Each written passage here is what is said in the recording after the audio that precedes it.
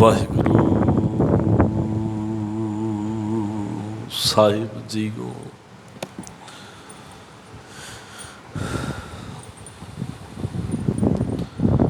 ਸਤਿਗੁਰ ਪੁਰਖ ਜੇ ਬੋਲਿਆ,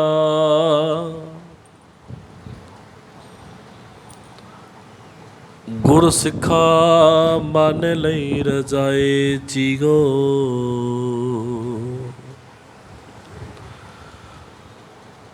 ਮੋਹਰੀ ਪੁੱਤ ਸਨਮੁਖ ਹੋਇਆ, ਰਾਮ ਦਾਸੈ ਪੈਰੀ ਪਾਏ ਜੀਓ। ਸਭ ਪਵੈ ਪੈਰੀ ਸਤਿਗੁਰੂ ਕੇਰੀ,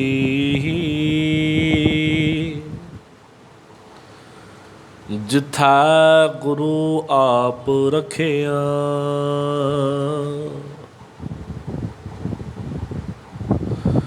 ਕੋਈ ਕਰ ਬਖੀਲੀ ਨਿਵੈ ਨਾਹੀ, ਫਿਰ ਸਤ ਗੁਰੂ ਆਣ ਨਿਵਾਇਆ।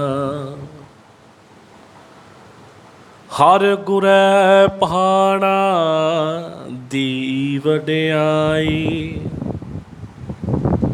ਤੁਰ ਲਿਖਿਆ ਲੇਖ ਰਜਾਏ ਜੀਓ। ਕਹੈ ਸੁੰਦਰ ਸੁਣੋ ਸੰਤੋ, ਸਭ ਜਗਤ ਪੈਰੀ ਪਾਏ ਜੀਓ। ਤਨ ਤਨ ਸਹਿਬੇ ਕਮਾਲ ਵਾਲੀਏ ਕੁਲ ਆਲਮ ਰਹਿਬਰ ਏ ਕਾਇਨਾਤ,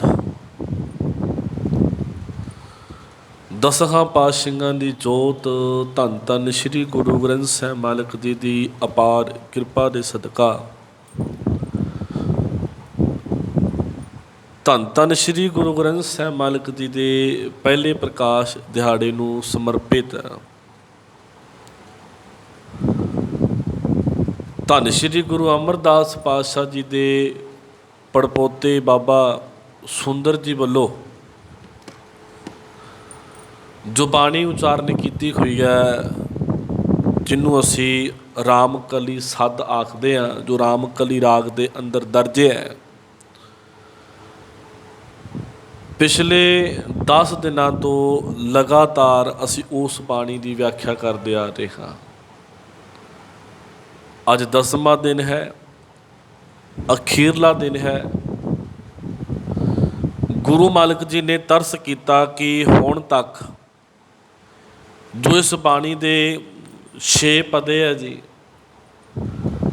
5 ਪਦਿਆਂ ਦੀ ਅਸੀਂ ਵਿਆਖਿਆ ਕਰ ਚੁੱਕੇ ਹਾਂ।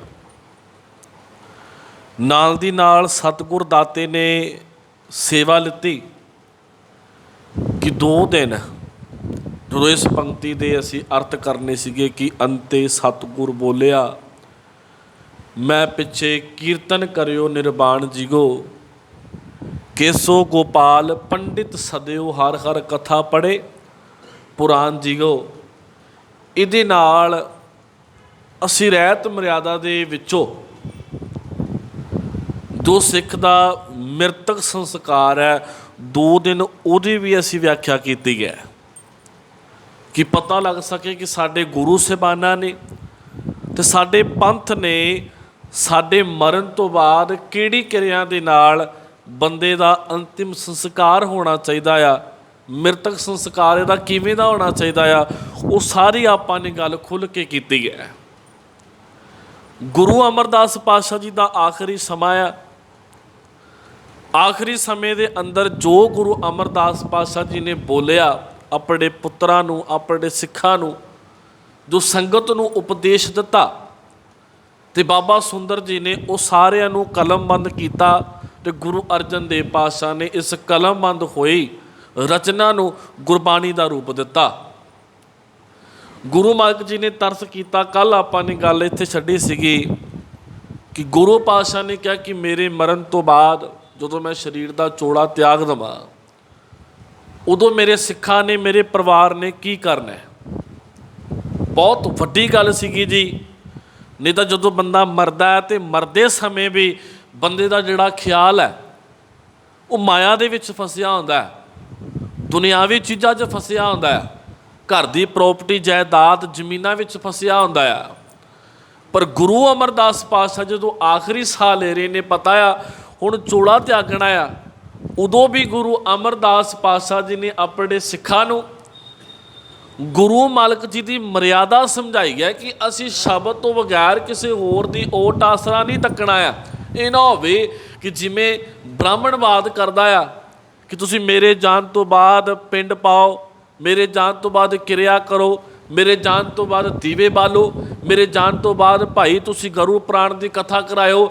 ਐਸੀਆਂ ਸਾਰੀਆਂ ਚੀਜ਼ਾਂ ਨੂੰ ਗੁਰੂ ਅਮਰਦਾਸ ਪਾਤਸ਼ਾਹ ਜੀ ਨੇ ਖੰਡਨ ਕਰਕੇ ਇੱਕੋ ਪੰਕਤੀ ਦੇ ਅੰਦਰ ਬਾਬਾ ਸੁੰਦਰ ਜੀ ਨੇ ਦਰਜ ਕਰ ਦਿੱਤਾ ਕਿ ਗੁਰੂ ਅਮਰਦਾਸ ਪਾਤਸ਼ਾਹ ਨੇ ਇਹ ਗੱਲ ਕਹੀ ਹੈ ਕਿ ਮੈਂ ਜਦੋਂ ਚਲੇ ਜਾਵਾਂ ਉਦੋਂ ਕੇਸੋ ਗੋਪਾਲ ਪੰਡਤ ਸਦਿਓ, ਹਰ ਹਰ ਕਥਾ ਪੜ੍ਹੇ ਪੁਰਾਣ ਜੀ ਕੋ, ਅੰਤੇ ਸਤਿਗੁਰ ਬੋਲਿਆ ਮੈਂ ਪਿੱਛੇ ਕੀਰਤਨ ਕਰਿਓ। ਨਿਰਬਾਨ ਜੀਓ ਤੁਸੀਂ ਸਿਰਫ ਤੇ ਸਿਰਫ ਨਿਰਬਾਨ ਕੀਰਤਨ ਕਰਨਾ ਹੈ, ਸਿਰਫ ਤੇ ਸਿਰਫ ਨਿਰੋਲ ਕੀਰਤਨ ਕਰਨਾ ਹੈ, ਉਸ ਤੋਂ ਇਲਾਵਾ ਦੁਨੀਆ ਦਾ ਕੋਈ ਵੀ ਕਰਮ ਕਾਂਡ ਅਸੀਂ ਨਹੀਂ ਕਰਨਾ ਆ। ਗੁਰੂ ਪਾਤਸ਼ਾਹ ਨੇ ਇਹ ਆਖਿਆ। ਉਸ ਤੋਂ ਬਾਅਦ ਸਤਿਗੁਰ ਜੀ ਨੇ ਗੁਰੂ ਰਾਮਦਾਸ ਪਾਤਸ਼ਾਹ ਜੀ ਨੂੰ ਗੁਰਤਾ ਗੱਦੀ ਦਾ, ਕੱਲ੍ਹ ਆਪਾਂ ਨੇ ਗੱਲ ਕੀਤੀ, ਤਿਲਕ ਲਾਇਆ। ਤਿਲਕ ਦਾ ਅਰਥ ਹੈ ਗੁਰਤਾ ਗੱਦੀ ਦਿੱਤੀ, ਕੋਈ ਮੱਥੇ 'ਤੇ ਚੰਦਨ ਦਾ ਤਿਲਕ ਦੀ ਗੱਲ ਨਹੀਂ ਹੈ। ਅਤੇ ਜੋ ਵੀ ਖਜ਼ਾਨਾ ਸੀਗਾ ਬਾਬੇ ਨਾਨਕ ਦੀ ਪੋਥੀ, ਗੁਰੂ ਅੰਗਦ ਦੇਵ ਪਾਤਸ਼ਾਹ ਦੀ ਪੋਥੀ ਅਤੇ ਸਤਿਗੁਰ ਦੀ ਆਪਣੀ ਪੋਥੀ ਅਤੇ ਭਗਤਾਂ ਦੇ ਸ਼ਬਦ, ਉਹ ਸਾਰੇ ਗੁਰੂ ਰਾਮਦਾਸ ਪਾਤਸ਼ਾਹ ਦੀ ਝੋਲੀ ਵਿੱਚ ਪਾ ਦਿੱਤੇ। ਅਤੇ ਸਤਿਗੁਰ ਨੇ ਜਿੱਥੇ ਆਪ ਮੱਥਾ ਟੇਕਿਆ ਉੱਥੇ ਸਾਰੀ ਹੀ ਸੰਗਤ ਨੇ, ਜੋ ਵੀ ਗੁਰੂ ਮਾਲਕ ਜੀ ਦੇ ਉਦੋਂ ਕੋਲ ਖੜ੍ਹੇ ਆ, ਸਤਿਗੁਰ ਗੁਰੂ ਰਾਮਦਾਸ ਪਾਤਸ਼ਾਹ ਨੂੰ ਮੱਥਾ ਟੇਕਿਆ ਅਤੇ ਗੁਰੂ ਨਾਨਕ ਦੀ ਗੱਦੀ ਦੇ ਚੌਥੇ ਮਾਲਕ ਬਣ ਕੇ ਬੈਠ ਗਏ। ਆਓ ਅੱਜ ਦੇ ਵਿਚਾਰ ਆਰੰਭ ਕਰੀਏ ਜੀ। ਵਿਚਾਰ ਆਰੰਭ ਕਰਨ ਤੋਂ ਪਹਿਲਾਂ ਦੋਵੇਂ ਹੱਥ ਜੋੜ ਫਤਿਹ ਬੁਲਾਓ, ਆਖੋ ਜੀ ਵਾਹਿਗੁਰੂ ਜੀ ਕਾ ਖਾਲਸਾ, ਵਾਹਿਗੁਰੂ ਜੀ ਕੀ ਫਤਿਹ। ਸਤਿਗੁਰ ਜੀ ਨੇ ਕਿਰਪਾ ਕੀਤੀ ਜੀ, ਮਾਲਕ ਜੀ ਨੇ ਮਿਹਰਮਤ ਕੀਤੀ। ਸਤਿਗੁਰ ਪੁਰਖ ਜੀ ਬੋਲਿਆ, ਗੁਰਸਿੱਖਾ ਮੰਨ ਲਈ ਰਜ਼ਾਏ ਜੀਓ। ਹੁਣ ਇਹਦੇ ਵਿੱਚ ਬਹੁਤ ਵੱਡੀ ਗੱਲ ਲੁਕੀ ਹੋਈ ਹੈ ਜੀ ਇਸ ਪੰਕਤੀ ਦੇ ਅੰਦਰ, ਕਿ ਜੋ ਗੁਰੂ ਨੇ ਬੋਲਿਆ ਤੇ ਗੁਰਸਿੱਖਾਂ ਨੇ ਕੀ ਕੀਤਾ ਜੀ, ਮੰਨ ਲਿਆ। ਫਿਰ ਬੇਨਤੀ ਕਰਨ ਲੱਗਾ ਕਿ ਜੋ ਸਤਿਗੁਰ ਨੇ ਬੋਲਿਆ ਗੁਰਸਿੱਖਾ ਮੰਨ ਲਈ ਰਜਾਏ ਜੀਓ। ਕਿਸੇ ਨੇ ਕਿੰਤੂ ਪਰੰਤੂ ਨਹੀਂ ਕੀਤਾ ਕਿ ਗੁਰੂ ਮਾਲਕ ਜੀ ਤੁਹਾਡੀ ਗੱਲ ਕਿਉਂ ਮੰਨੀ ਗਈ ਸੀ। ਜੋ ਸਤਿਗੁਰ ਜੀ ਨੇ ਆਖਿਆ, ਜੋ ਸਤਿਗੁਰ ਜੀ ਨੇ ਬੋਲਿਆ, ਤੇ ਜਿੰਨੇ ਉੱਥੇ ਗੁਰਸਿੱਖ ਖੜੇ ਸਨ, ਪਰਿਵਾਰ ਦੇ ਮੈਂਬਰ ਖੜੇ ਸਨ, ਜੋ ਆਮ ਸੰਗਤ ਖਲੋਤੀ ਸੀਗੀ, ਸਾਰਿਆਂ ਨੇ ਗੁਰੂ ਮਾਲਕ ਜੀ ਦੀ ਗੱਲ ਨੂੰ ਮੰਨ ਲਿਆ। ਹੁਣ ਗੁਰੂ ਗੋਬਿੰਦ ਸਿੰਘ ਮਾਲਕ ਨੇ ਵੀ ਸਾਨੂੰ ਇੱਕ ਹੁਕਮ ਕੀਤਾ ਸੀਗਾ ਜੀ, ਜੋਤੀ ਜੋ ਸਮਾਉਣ ਵੇਲੇ ਅਸੀਂ ਕਿੰਨਾ ਕੁ ਮੰਨਿਆ। ਸਤਿਗੁਰ ਨੇ ਆਖਿਆ ਸੀ ਨਾ, ਜੋ ਗੁਰੂ ਮਾਲਕ ਜੀ ਕਹਿ ਰਹੇ ਆ, ਸਾਹਮਣੇ ਗੁਰੂ ਰਾਮਦਾਸ ਪਾਤਸ਼ਾਹ ਆ, ਗੁਰੂ ਅਮਰਦਾਸ ਪਾਤਸ਼ਾਹ ਸਾਹਮਣੇ ਗੁਰੂ ਰਾਮਦਾਸ ਪਾਤਸ਼ਾਹ ਨੂੰ ਰੱਖ ਕੇ ਕਹਿ ਰਹੇ ਆ। ਗੁਰੂ ਗੋਬਿੰਦ ਸਿੰਘ ਮਾਲਕ ਦੇ ਸਾਹਮਣੇ ਸ਼੍ਰੀ ਗੁਰੂ ਗ੍ਰੰਥ ਸਾਹਿਬ ਮਾਲਕ ਸੀਗਾ, ਤੇ ਸਤਿਗੁਰ ਨੇ ਗੁਰੂ ਗ੍ਰੰਥ ਸਾਹਿਬ ਮਾਲਕ ਨੂੰ ਸਾਹਮਣੇ ਰੱਖ ਕੇ ਕਹਿ ਦਿੱਤਾ ਸੀਗਾ ਕਿ ਆਗਿਆ ਭਾਈ ਤਬੇ ਚਲਾਇਓ, ਸਭ ਸਿੱਖਣ ਕੋ ਹੁਕਮ ਹੈ ਗੁਰੂ ਮਾਨਿਓ। ਹੁਣ ਉੱਥੇ ਵੀ ਦੋ ਗੱਲਾਂ ਜੀ, ਸਭ ਸਿੱਖਣ ਕੋ ਹੁਕਮ ਹੈ, ਸਤਿਗੁਰ ਪੁਰਖ ਜੀ ਬੋਲਿਆ, ਉੱਥੇ ਵੀ ਹੁਕਮ ਹੈ, ਇੱਥੇ ਬੋਲਿਆ ਆ। ਤੇ ਅੱਗੇ ਕੀ ਹੈ, ਗੁਰਸਿੱਖਾਂ ਮੰਨ ਲਈ ਰਜਾਏ ਜੀਓ। ਉੱਥੇ ਸਤਿਗੁਰ ਕਹਿੰਦਾ ਗੁਰੂ ਗ੍ਰੰਥ ਜੀ ਮਾਨਿਓ, ਤੁਸੀਂ ਮੰਨਣਾ ਆ। ਪਰ ਹੁਣ ਅਫਸੋਸ ਇਹ ਆ ਕਿ ਅਸੀਂ ਗੁਰੂ ਗ੍ਰੰਥ ਸਾਹਿਬ ਨੂੰ ਛੱਡ ਕੇ ਆ ਤੁਸੀਂ ਬਹੁਤ ਖਲਾਰਾ ਦੇਖ ਰਹੇ ਹੋ ਕਿ ਸਾਡਾ ਬਾਬਿਆਂ 'ਤੇ, ਸਾਡਾ ਤਸਵੀਰਾਂ 'ਤੇ, ਸਾਡਾ ਮੂਰਤੀਆਂ 'ਤੇ ਭਰੋਸਾ ਬਹੁਤ ਬੰਨਿਆ ਗਿਆ ਆ। ਅਤੇ ਮਾਫ਼ ਕਰਿਓ, ਗੁਰੂ ਗ੍ਰੰਥ ਸਾਹਿਬ ਨੂੰ ਮੰਨਣ ਵਾਸਤੇ ਅਸੀਂ ਤਿਆਰ ਨਹੀਂ ਹੈ। ਸਰੀਰਾਂ 'ਤੇ ਭਰੋਸਾ ਸਾਡਾ ਬੰਨਿਆ ਗਿਆ, ਸਰੀਰਾਂ 'ਤੇ ਸਾਡਾ ਵਿਸ਼ਵਾਸ ਹੋ ਗਿਆ ਆ। ਕਿੰਨੇ ਗੁਰੂ ਸਿੱਖ ਪਿਆਰੇ ਸੀਗੇ ਜੀ। ਬਾਬਾ ਸੁੰਦਰ ਜੀ ਕਹਿੰਦੇ ਜੋ ਗੁਰੂ ਅਮਰਦਾਸ ਪਾਤਸ਼ਾਹ ਨੇ ਕਿਹਾ, ਗੁਰਸਿੱਖਾ ਮੰਨ ਲਈ ਰਜਾਏ ਜੀਓ। ਸਤਿਗੁਰ ਜੀ ਦੀ ਕਹੀ ਹੋਈ ਗੱਲ ਨੂੰ ਮੰਨ ਲਿਆ ਆ। ਪਰ ਸਾਡੇ ਤਾਂ ਸਤਿਗੁਰ ਸਾਨੂੰ ਰੋਜ਼ ਕਹਿੰਦਾ ਜੀ ਕੁਝ ਨਾ ਕੁਝ। ਅਸੀਂ ਕਿੰਨਾ ਕੁ ਮੰਨ ਰਹੇ ਹਾਂ, ਅਸੀਂ ਕਿੰਨਾ ਕੁ ਤੁਰ ਰਹੇ ਹਾਂ, ਕਿੰਨਾ ਗੁਰੂ ਦੀ ਗੱਲ ਨੂੰ ਅਸੀਂ ਫੋਲੋ ਕੀਤਾ ਜੀ। ਫਿਰ ਉਹ ਗੁਰਸਿੱਖ ਚੰਗੇ ਨਿਕਲੇ ਜਿਨ੍ਹਾਂ ਨੇ ਇੱਕ ਵਾਰ ਗੁਰੂ ਅਮਰਦਾਸ ਪਾਤਸ਼ਾਹ ਨੇ ਕਿਹਾ ਤੇ ਸਤਿਗੁਰ ਦੀ ਗੱਲ ਮੰਨ ਲਈ। ਮਾਲਕ ਨੇ ਹੋਰ ਕੀ ਕਿਹਾ ਜੀ ਉੱਥੇ, ਜਦੋਂ ਸਤਿਗੁਰ ਨੇ ਕਿਹਾ ਤੇ ਮੇਰੇ ਮਾਲਕ ਜੀ ਕਹਿੰਦੇ ਇਹ ਬਾਬਾ ਸੁੰਦਰ ਜੀ ਕਹਿੰਦੇ ਮੋਹਰੀ ਪੁੱਤ ਸਨਮੁਖ ਹੋਇਆ। ਹੁਣ ਮੋਹਰੀ ਪੁੱਤ ਗੁਰੂ ਅਮਰਦਾਸ ਪਾਤਸ਼ਾਹ ਦਾ ਪੁੱਤਰ ਸਨਮੁਖ ਹੋ ਗਿਆ। ਰਾਮਦਾਸਾ ਪੈਰੀ ਪਾਏ ਜਿਉ, ਗੁਰੂ ਪਾਤਸ਼ਾਹ ਦੇ ਪੈਰੀ ਮੱਥਾ ਟੇਕਤਾ, ਸਿਰ ਨਿਵਾਤਾ ਬਾਬਾ ਮੋਹਰੀ ਜੀ ਨੇ। ਉਹਦਾ ਕਾਰਨ ਹੈ, ਇਹ ਸਪੈਸ਼ਲ ਗੱਲ ਕਿਉਂ ਲਿਖਣੀ ਪਈ, ਕਿਉਂਕਿ ਜਿੱਦਣ ਗੁਰਤਾ ਗੱਦੀ ਗੁਰੂ ਨਾਨਕ ਦੇਵ ਪਾਤਸ਼ਾਹ ਜੀ ਨੇ, ਜਿੱਦਣ ਗੁਰਤਾ ਗੱਦੀ ਗੁਰੂ ਨਾਨਕ ਬਾਬੇ ਨੇ ਬਾਬੇ ਲਹਿਣੇ ਨੂੰ ਦਿੱਤੀ ਹੈ, ਉਦਣ ਬਾਬਾ ਸ਼੍ਰੀ ਚੰਦ ਤੇ ਲਖਮੀ ਦਾਸ ਨੇ ਵੀ ਸਵਾਲ ਕੀਤਾ ਸੀਗਾ, ਹੋਰ ਰਿਸ਼ਤੇਦਾਰਾਂ ਨੇ ਵੀ ਸਵਾਲ ਕੀਤਾ ਸੀਗਾ ਕਿ ਗੁਰੂ ਨਾਨਕ ਦੇਵ ਪਾਤਸ਼ਾਹ ਨੇ ਆਪਣੀ ਗੱਦੀ ਆਪਣੇ ਪੁੱਤਰਾਂ ਨੂੰ ਛੱਡ ਕੇ ਸੇਵਕ ਨੂੰ ਕਿਉਂ ਦਿੱਤੀ ਹੈ ਭਾਈ।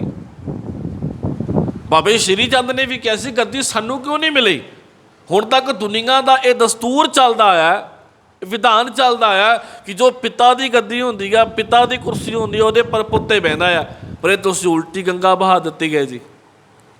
ਬਸ ਜਿੱਦਣ ਇਹ ਸਾਨੂੰ ਗੱਲਾਂ ਸਮਝ ਪੈ ਗਈਆਂ ਨਾ ਗੁਰੂ ਨਾਨਕ, ਮੈਂ ਹਰ ਵਾਰ ਬੇਨਤੀ ਕਰਦਾ ਜੀ, ਗੁਰੂ ਨਾਨਕ ਬਾਬੇ ਨੂੰ ਅਸੀਂ ਪੜ੍ਹਿਆ ਜ਼ਰੂਰ ਆ ਪਰ ਗੁਰੂ ਨਾਨਕ ਬਾਬੇ ਨੂੰ ਸਮਝਿਆ ਨਹੀਂ। ਬੜਾ ਦੂਰ ਹੈ ਬਾਬੇ ਨਾਨਕ ਦਾ ਘਰ, ਹਲੇ ਪੜ੍ਹੀ ਜਾਂਦੇ ਆ ਬਾਬੇ ਨਾਨਕ ਨੂੰ, ਸਮਝਿਆ ਨਹੀਂ ਹੈ। ਬਾਬੇ ਨਾਨਕ ਨੇ ਉਲਟੀ ਗੰਗਾ ਵਹਾ ਦਿੱਤੀ। ਬਹੁਤ ਵੱਡਾ ਇਹ ਕਦਮ ਸੀਗਾ। ਪਤਾ ਆ ਕਿ ਘਰ ਦੇ ਵਿੱਚੋਂ ਵੀ ਵਿਰੋਧ ਹੋ ਸਕਦਾ ਜਦੋਂ ਗੁਰਤਾ ਗੱਦੀ ਆਪਣੇ ਪੁੱਤਰਾਂ ਨੂੰ ਛੱਡ ਕੇ ਮੈਂ ਸੇਵਕ ਨੂੰ ਦੇਵਾਂਗਾ।